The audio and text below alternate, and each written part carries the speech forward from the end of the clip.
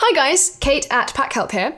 If you saw a previous video on folding a classic product box and you thought, that's too easy, I've got something a little bit more tricky, but don't worry, we'll get through it together. What we've got today is a two-piece product box, and it's basically a box with a lid.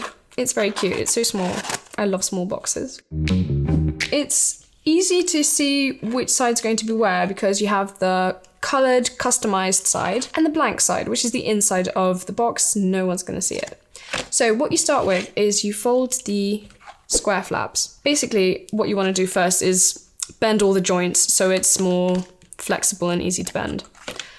So as I said, square flaps, unnecessary flaps go to the side, and then you fold the sides of the box. If you feel I'm going too fast or you can't be sure if what you did was in the right direction or whatever, you can always pause the video. Just don't forget to press play. And then you've got the last flap that goes in like this. Oh, and you can have a message on the inside if you want. It can be on the inside there or it can be on the lid. Not this box, other box.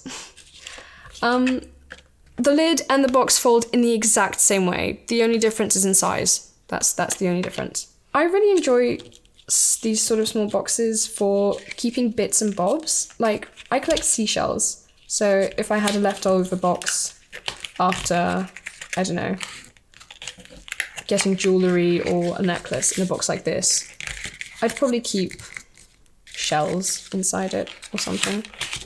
Click, and you're done.